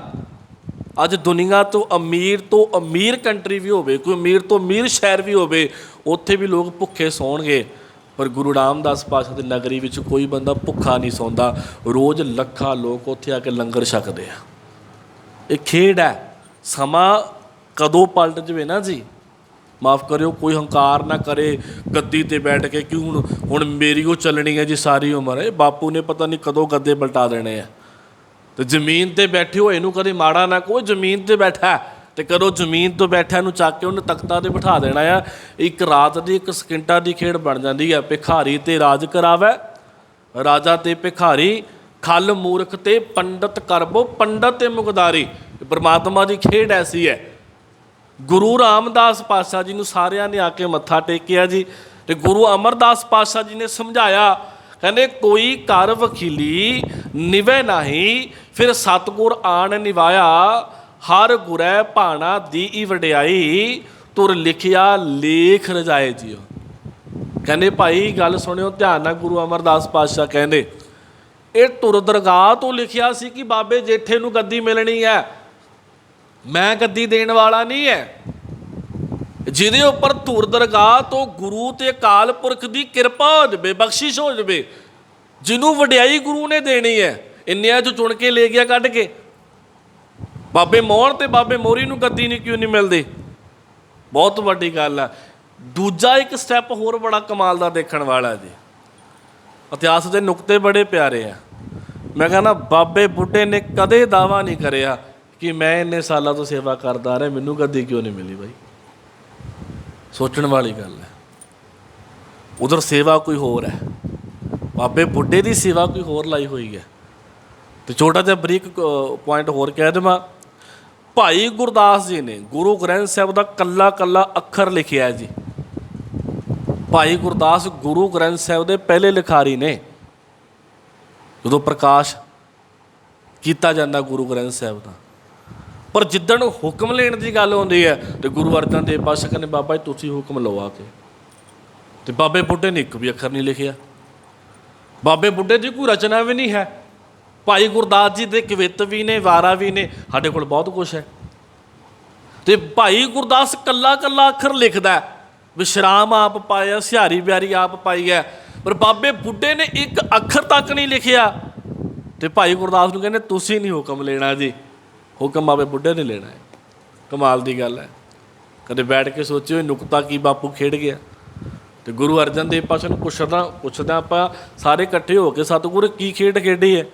ਤੇ ਮਾਲਕ ਜੀ ਕਹਿਣਗੇ ਕਿ ਮੈਂ ਇਹ ਖੇਡ ਤਾਂ ਖੇਡੀ ਹਾਂ ਕਿ ਜਦੋਂ ਗੁਰਬਾਣੀ ਨੂੰ ਵਿਚਾਰਨਾ, ਧਿਆਨ ਦਿਓ ਜੀ, ਜਦੋਂ ਗੁਰਬਾਣੀ ਨੂੰ ਵਿਚਾਰਨਾ, ਸਮਝਣਾ, ਉਦੋਂ ਤੁਹਾਡੀ ਸੁਰਤ ਭਾਈ ਗੁਰਦਾਸ ਵਰਗੀ ਹੋਵੇ।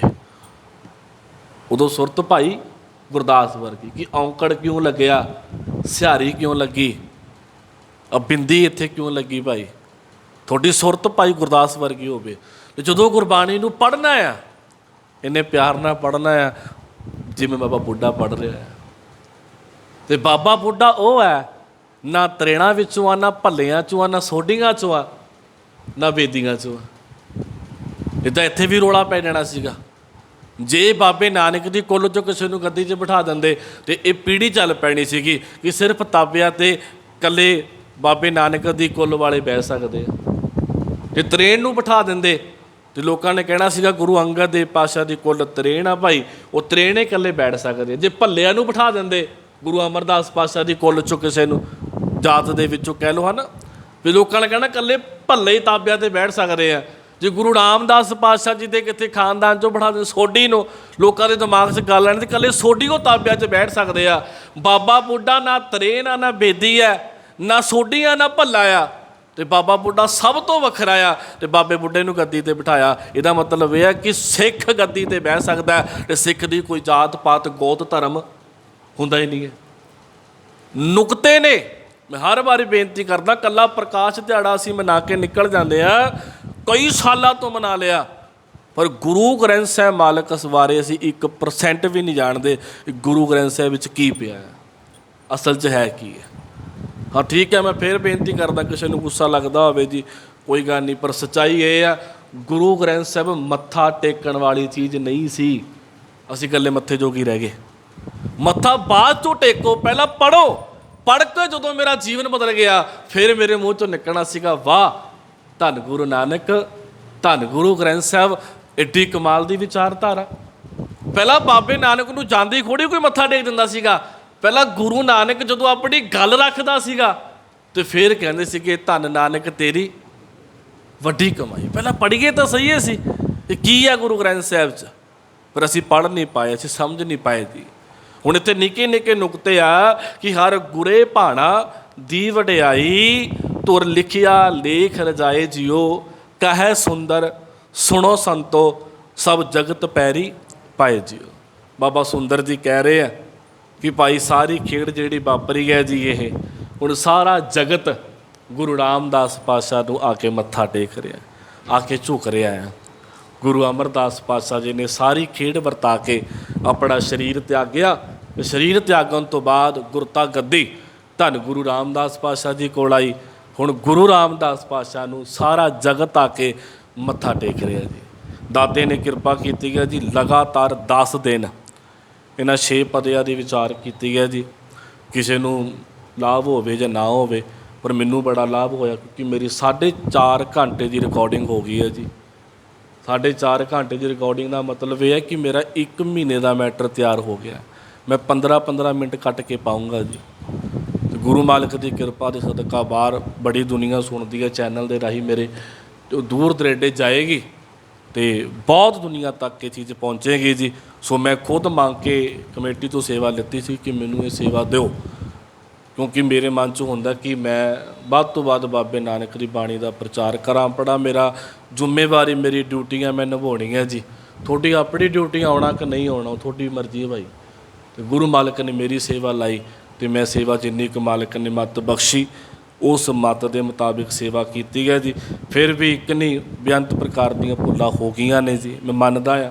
ਸੋ ਹੋਰ ਕੁਝ ਨਹੀਂ, ਬਹੁਤ ਸੰਗਤਾਂ ਨੂੰ ਇਹ ਪਹਿਲੀ ਵਾਰ ਪਤਾ ਲੱਗਿਆ ਹੋਣਾ ਕਿ ਬਾਬਾ ਸੁੰਦਰ ਜੀ ਕੌਣ ਨੇ, ਇਹੀ ਨਹੀਂ ਪਤਾ ਸੀਗਾ ਸਾਨੂੰ ਜੀ, ਕਿਉਂਕਿ ਅਸੀਂ ਹਾਲੇ ਤੱਕ ਇੱਥੇ ਬਹੁਤ ਉਲਝੇ ਫਿਰਦੇ ਹਾਂ ਜੀ। ਅੱਜ ਵੀ ਕਸ਼ਮੀਰ ਜੌਨ ਵੱਲੋਂ ਇੰਟਰਵਿਊ ਸੀਗਾ, ਨੈੱਟ 'ਤੇ ਚੱਲਿਆ ਅੱਜ ਕਾਫੀ ਲੰਮਾ ਸਮਾਂ, 40 ਕੁ ਮਿੰਟ ਦਾ, ਗੁਰਸ਼ਬਦ ਦੀ ਮਹਾਨਤਾ ਬਾਰੇ। ਉਹ ਸਾਰਾ ਲੈਕਚਰ ਫੇਸਬੁੱਕ ਯੂਟਿਊਬ 'ਤੇ ਪੈ ਗਿਆ ਆ। ਸਵੇਰੇ ਵੀ 1200 ਬੰਦਾ ਜੁੜਿਆ ਹੋਇਆ ਸੀਗਾ, ਨੈੱਟ ਦੇ ਰਾਹੀਂ ਵਿਚਾਰ ਹੋ ਰਹੀ ਸੀਗੀ ਸਾਰੀ। ਉਹਦੇ ਵਿੱਚ ਵੀ ਸਵਾਲ ਉੱਠੇ ਸੀਗੇ ਕਿ ਗੁਰੂ ਗ੍ਰੰਥ ਸਾਹਿਬ ਦੇ ਸ਼ਬਦ ਦੀ ਮਹਾਨਤਾ ਕੀ ਹੈ। ਉਹ ਸਾਰਾ ਲੈਕਚਰ ਮੈਂ ਬੋਲ ਕੇ ਉੱਥੇ ਵੀ ਪਾਇਆ ਆ। ਸੋ ਮੇਰਾ ਕਹਿਣ ਦਾ ਭਾਵ ਸੰਗਤ ਜੀ ਇਹ ਹੈ ਕਿ ਆਪਣੇ ਗੁਰੂ ਨੂੰ ਪੜ੍ਹਨਾ ਅਤੇ ਵਿਚਾਰਨਾ ਸ਼ੁਰੂ ਕਰੀਏ। ਪੜ੍ਹ ਤਾਂ ਅਸੀਂ ਰਹੀ ਹੈ, ਪਰ ਵਿਚਾਰਨਾ ਸ਼ੁਰੂ ਕਰੀਏ। ਇੱਕ ਇੱਕ ਪੰਕਤੀ, ਇੱਕ ਇੱਕ ਬਾਣੀ ਵਿੱਚ ਬਹੁਤ ਕੁਛ ਪਿਆ ਆ। ਅਤੇ ਹਾਲੇ ਤਾਂ ਸੱਚੀ ਪੁੱਛਾਂ ਜੀ, ਇੱਕ ਰੀਝ ਮੇਰੀ ਮਨ ਦੀ ਹਾਲੇ ਬਾਕੀ ਹੈ ਕਿ ਆਸਾ ਦੀ ਵਾਰ ਮੈਂ ਗੁਰੂ ਮਾਲਕ 'ਤੇ ਸੁਣ ਲਵੇ ਮੇਰੀ, ਕਿ ਉਹ ਰਿਕਾਰਡ ਮੈਂ ਕਰਨੀ ਹੈ ਜੀ। ਮੇਰੇ ਬੜੇ ਮਨ ਦੀ ਰੀਝ ਹੈ ਕਿ ਬਾਪੂ ਕਿਤੇ ਆਸਾ ਦੀ ਵਾਰ ਦੀ ਸੇਵਾ ਮੇਰੇ ਤੋਂ ਲੈ ਲਵੇ ਜੀ। ਕਿ ਆਸਾ ਦੀ ਵਾਰ ਉਹ ਬਾਣੀ ਹੈ ਜਿਹੜੀ ਬਹੁਤ ਵੱਡੀ ਇੱਕ ਕ੍ਰਾਂਤੀਕਾਰੀ ਹੈ ਜੀ। ਜਿਹਨੇ ਆਸਾ ਦੀ ਵਾਰ ਸੁਣ ਲਈ, ਪੜ੍ਹ ਲਈ, ਵਿਚਾਰ ਲਈ, ਉਹ ਜੀਵਨ ਵਿੱਚ ਕਦੇ ਵੀ ਕਰਮ ਕਾਂਡ ਵਾਲੇ ਰਸਤੇ 'ਤੇ ਬੰਦਾ ਤੁਰੇ ਨਹੀਂ ਸਕਦਾ। ਸੋ ਜਿਵੇਂ ਕੱਲ੍ਹ ਵੀ ਅੱਜ ਵੀ ਸਵਾਲ ਆਇਆ ਸੀਗਾ ਕਿ ਗੁਰੂ ਗ੍ਰੰਥ ਸਾਹਿਬ ਮਾਲਕ ਦੇ ਅੰਦਰ 4 ਗੁਰਸਿੱਖਾਂ ਦੀ ਬਾਣੀ ਹੈ। ਉਦੋਂ ਗੱਲ ਮੈਂ ਕਰ ਦੇਵਾਂ 4 ਗੁਰਸਿੱਖਾਂ ਦੀ। ਇੱਕ ਤਾਂ ਬਾਬਾ ਸੱਤਾ ਅਤੇ ਬਾਬਾ ਬਲਵੰਡ ਜੀ 2 ਹੋ ਗਏ, ਅਤੇ ਤੀਜੇ ਬਾਬਾ ਸੁੰਦਰ ਜੀ। ਹੁਣ ਚੌਥੇ ਭਾਈ ਮਰਦਾਨਾ ਜੀ ਹੈ। ਤੁਸੀਂ ਬਹੁਤ ਥਾਵਾਂ 'ਤੇ ਤੁਸੀਂ ਪੜ੍ਹੋਗੇ ਕਿ ਭਾਈ ਮਰਦਾਨੇ ਦੇ 3 ਸ਼ਬਦ ਨੇ। ਬਹੁਤ ਥਾਵਾਂ ਤੁਸੀਂ ਪੜ੍ਹੋਗੇ ਕਿ 4 ਗੁਰਸਿੱਖਾਂ ਦੀ ਬਾਣੀ। ਪਰ ਤੁਸੀਂ ਇਹ ਗੱਲ ਹੁਣ ਸਿੱਧ ਕਿੱਦਾਂ ਕਰੋਗੇ ਕਿ ਭਾਈ ਮਰਦਾਨੇ ਦੀ ਬਾਣੀ ਨਹੀਂ ਹੈ? ਇਹ ਸਿੱਧ ਤਾਂ ਕਰੋਗੇ ਜੇ ਤੁਹਾਨੂੰ ਗੁਰਬਾਣੀ ਬਾਰੇ ਨੌਲੇਜ ਹੋਏਗੀ। ਪਰ ਮੈਂ ਕਹਿੰਦਾ ਹੁੰਦਾ ਕਿ ਜੇ ਸਾਨੂੰ ਆਪਣੇ ਗੁਰੂ ਬਾਰੇ ਨੌਲੇਜ ਨਹੀਂ ਹੈ ਤਾਂ ਫਿਰ ਬਹੁਤ ਔਖਾ ਹੈ। ਜਿਹਨੂੰ ਮੱਥਾ ਟੇਕਦੇ ਆ, ਜਿਹਨੂੰ ਗੁਰੂ ਮੰਨਦੇ ਆ, ਉਹਦੀ ਵਾਰ ਤਾਂ ਨੌਲੇਜ ਚਾਹੀਦੀ ਹੈ। ਮੇਰੇ ਕੋਲ ਇੰਨਾ ਕੁ ਤਾਂ ਗਿਆਨ ਹੋਵੇ ਕਿ ਮੈਂ ਇੰਨੀ ਕੁ ਗੱਲ ਤਾਂ ਕਲੀਅਰ ਕਰ ਸਕਾਂ ਕਿ ਗੁਰੂ ਗ੍ਰੰਥ ਸਾਹਿਬ ਦੇ ਵਿੱਚ ਕਿੰਨੇ ਮਹਾਂਪੁਰਸ਼ਾਂ ਦੀ ਬਾਣੀ ਹੈ ਭਾਈ। ਬਹੁਤਿਆਂ ਨੂੰ ਇਹ ਨਹੀਂ ਪਤਾ ਹੁੰਦਾ ਕਿ ਗੁਰੂ ਗ੍ਰੰਥ ਸਾਹਿਬ 'ਚ ਕਿੰਨੇ ਗੁਰੂ ਸਾਹਿਬਾਨ ਦੀ ਬਾਣੀ ਹੈ ਜੀ। ਕਈ 10 ਗੁਰੂ ਸਾਹਿਬਾਨ ਦੀ ਗੱਲ ਕਰੀ ਜਾਂਦੇ ਆ। ਇਹ ਵੀ ਬਹੁਤ ਵੱਡਾ ਸਵਾਲ ਆ ਕਿ 6ਵੇਂ 7ਵੇਂ ਅਤੇ 8ਵੇਂ ਗੁਰੂ ਸਾਹਿਬਾਨ ਦੀ ਬਾਣੀ ਕਿਉਂ ਨਹੀਂ ਹੈ, 10ਵੇਂ ਪਾਤਸ਼ਾਹ ਦੀ ਬਾਣੀ ਕਿਉਂ ਨਹੀਂ ਹੈ। ਇਹ ਬਹੁਤ ਵੱਡੇ ਸਵਾਲ ਨੇ ਕਿ ਜੇ 6 ਗੁਰੂ ਸਾਹਿਬਾਨ ਦੀ ਬਾਣੀ ਹੋ ਸਕਦੀ ਹੈ ਤਾਂ ਇਹਨਾਂ 4 ਗੁਰੂ ਸਾਹਿਬਾਨਾਂ ਦੀ ਬਾਣੀ ਕਿਉਂ ਨਹੀਂ ਹੈ? ਕਿ ਇਹਨਾਂ ਵਿੱਚ ਕਮੀ ਸੀ ਕੋਈ? ਇਹਨਾਂ ਸਵਾਲਾਂ ਦੇ ਹੱਲ ਕਦੋਂ ਮਿਲਣਗੇ? ਹੱਲ ਤਾਂ ਮਿਲਣਗੇ ਜਦੋਂ ਅਸੀਂ ਬੈਠਾਂਗੇ ਸਿਰ ਜੋੜ ਕੇ।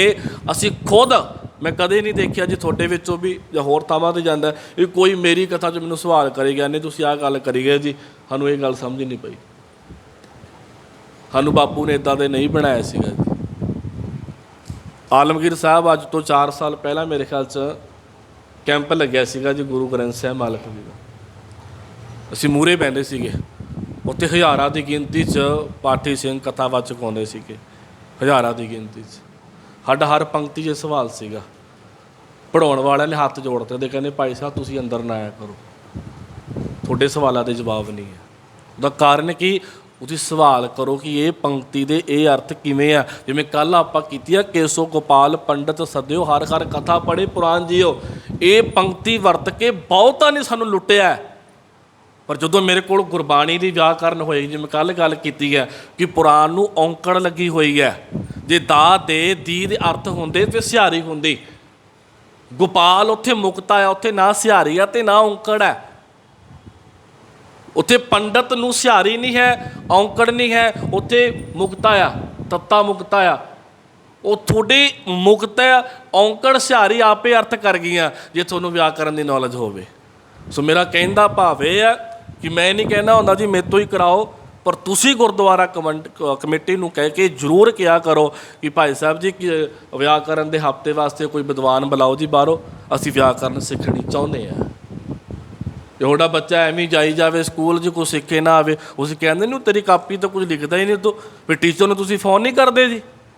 ਕਰਦੇ ਹੋ ਨਾ ਟੀਚਰ ਨੂੰ ਫ਼ੋਨ ਕਿ ਵੀ 4 ਦਿਨ ਹੋ ਗਏ ਸਾਡੇ ਬੱਚੇ ਨੂੰ ਤੁਸੀਂ ਕੁਝ ਪੜ੍ਹਾਇਆ ਨਹੀਂ ਹੈਗਾ। ਪਰ ਮੈਂ ਕਹਿੰਦਾ 40-40 ਸਾਲਾਂ ਤੋਂ ਹੁੰਦੇ ਆ ਅਤੇ ਆਪਣੇ ਆਪ ਨੂੰ ਸਵਾਲ ਕਰ ਲਓ ਕਿ ਸਾਨੂੰ ਕਿਸੇ ਨੇ ਕੁਛ ਪੜ੍ਹਾਇਆ ਨਹੀਂ, ਸਿੱਖਿਆ ਹੀ ਨਹੀਂ ਕੁਝ। ਅਸੀਂ ਸੋਚੇ ਸੋਚਣਾ ਹੋਵੇ ਜੇ ਸੋਚੀ ਲੱਖ ਵਾਰ, ਇਹਦੀ 90% ਲੋਕ ਅਰਥ ਗਲਤ ਕਰੀ ਜਾਂਦੇ ਆ। ਸੋਚਣ ਨਾਲ ਕੀ ਹੁੰਦਾ ਭਾਈ ਸਾਹਿਬ ਜੀ, ਲੱਖ ਵਾਰੀ ਸੋਚ ਲਓ ਇਹ ਅਰਥ ਹੈ ਇਹਦੇ, ਪਰ ਕੀ ਆ ਉੱਥੇ ਅਰਥ ਪਤਾ ਹੀ ਨਹੀਂ। ਸੋ ਮੇਰਾ ਕਹਿਣ ਦਾ ਭਾਵ ਸੰਗਤ ਜੀ, ਸੁਚੇਤ ਹੋਈਏ ਆਪਣੇ ਗੁਰੂ ਦੀ ਬਾਣੀ ਪ੍ਰਤੀ, ਇੱਕ ਅੰਦਰ ਚਿਣਗ ਪੈਦਾ ਕਰੋ ਕੁਝ ਸਿੱਖਣ ਦੀ। ਅਸੀਂ ਕੁਝ ਸਿੱਖਣਾ, ਜੇ ਤੁਸੀਂ ਕੁਝ ਸਿੱਖੇ ਹੋਵੋਗੇ ਜੀ ਅਗਲੀ ਪੀੜ੍ਹੀ ਨੂੰ ਦਓਗੇ। ਹੁਣ ਦੇਖੋ, ਇਹ ਜੋ ਮਰਜ਼ੀ ਤੁਸੀਂ ਕਹਿ ਲਓ ਜੀ, ਜੇ ਬਿੱਲੀ ਸਾਹਮਣੇ ਹੈ ਅਤੇ ਕਬੂਤਰ ਅੱਖਾਂ ਬੰਦ ਕਰ ਲਵੇ, ਕਹਿ ਦੇਵੇ ਜੇ ਕਬੂਤਰ ਕਿ ਹੁਣ ਬਿੱਲੀ ਸਾਹਮਣੇ ਨਹੀਂ ਹੈ, ਫਿਰ ਇਹ ਕਬੂਤਰ ਦੀ ਬੇਵਕੂਫੀ ਹੈ।